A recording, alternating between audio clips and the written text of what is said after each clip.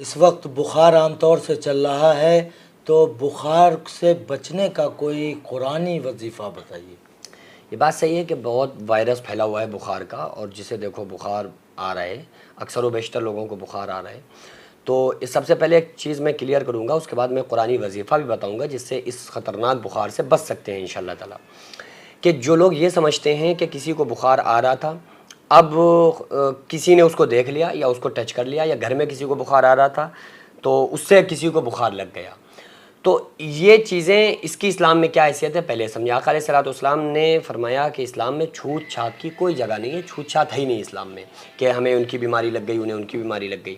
इसको आका अलैहिस्सलाम ने क्लियर फरमाया। एक साहबी आए और आकर अर्ज़ किया कि या रसूलुल्लाह सल्लल्लाहु अलैहि वसल्लम, हमारे ऊँट जब खुजली वाले खाज वाले ऊँटों में जाते हैं तो उनको भी खुजली हो जाती है। तो आका अलैहिस्सलाम ने इरशाद फरमाया, मुस्कुरा कर फरमाया कि जो सबसे पहले ऊँट को खुजली हुई थी उसको कहाँ से हुई थी, यानी तुम्हारे ऊँटों को तो खाज वाले ऊँटों में जाके हो गई, जो हैं खाज वाले ऊँट उनमें जो सबसे पहले खुजली हुई थी वो किसके पास गया था जो उसको खुजली हो गई। तो इससे वजाहत आप देखिए, आका अलैहिस्सलाम की ज़ात और बात जवामिउल कलिम है, यानी एक बात के अंदर हज़ारों माने पोशीदा हुए हैं। यानी आका अलैहिस्सलाम ने ये भी फरमाया, अकीदा ये बनाया कि सबसे पहले जो किसी को ऊँट को जानवर को जो खुजली हुई थी वो कैसे हुई थी ये भी बताया, और ये भी नहीं फरमाया कि हाँ तुम ये गलत कह रहे हो। यानी बचना चाहिए, लेकिन अकीदा ये रखना चाहिए कि अल्लाह तबारक व तआला जब चाहेगा तो होगा, वरना नहीं होगा। ठीक है, तो दोनों बातें रखना है, बचाव भी करें। ये नहीं कि अब आप मुंह से मुंह जोड़ के बात करने लगें, उसके झूठे में पानी पीने लगें, ये भी मैं नहीं कह रहा हूँ। एहतियात आप रखें, ठीक है, लेकिन ये मत समझें कि अगर हमने छू लिया तो हमें बुखार आ जाएगा, क्योंकि अल्लाह ताला फरमाता है वइज़ा मरिज़्तु फहुव यशफ़ीन, और वयमसस्कल्लाहु बिज़ुर्रिन फला काशिफ़ लहु इल्ला हु। पूरी दुनिया मिलकर नुकसान पहुंचाना चाहे नहीं पहुंचा सकती सिवाय उसके जितना अल्लाह ने तुम्हारे मुकद्दर में लिखा है। और वयमसस्का बिखैरिन फहुव अला कुल्लि शैइन क़दीर, पूरी दुनिया मिलकर तुम्हें फ़ायदा पहुंचाना चाहे नहीं पहुंचा सकती सिवाय उसके जितना अल्लाह ताला ने तुम्हारे लिए चाहा है। वही हर चीज़ पर कादिर है, हर शय पर कादिर है। तो अक़ीदा ये रखना चाहिए।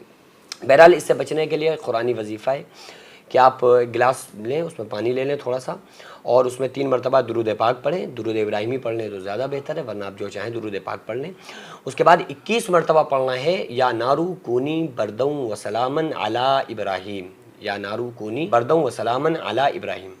तो ये कुलना या नारू कूनी बरदौ व सलामन अला इब्राहीम, ये आम तौर से इब्राहीम अलैहिस्सलाम को जब आग में डाला जा रहा था ना, नमरूद की भड़काई हुई आग में, तो अल्लाह तबारक व तआला ने उस आग को ठंडा करने के लिए आग को हुक्म दिया था कि आग ठंडी हो जा मेरे नबी इब्राहिम पर, और सलामती वाली बन जा। ऐसा नहीं कि वो इतनी ज़्यादा ठंडी हो जा कि उसकी वजह से हमारे नबी को इब्राहिम अलैहिस्सलाम कहीं इससे ना हलाकत में पड़ रहे हैं, इतनी ठंडी भी मत हो जाना, सलामती वाली बन जा। तो फिर ये 21 मरतबा या नारू कूनी बरदौ सलामन अला इब्राहीम पढ़ के, फिर 3 बार दुरूद पाक पढ़ के, पानी पे दम करके, अगर आपको बुखार है, जिसको बुखार है वो पी सकता है, चाहे तो मरीज़ जो भी घर में है किसी को पढ़ के पिला भी सकता है, और आम तौर से कोई भी इंसान कर सकता है, उसके लिए बहुत पढ़ा लिखा मौलवी होना कोई ज़रूरी नहीं है।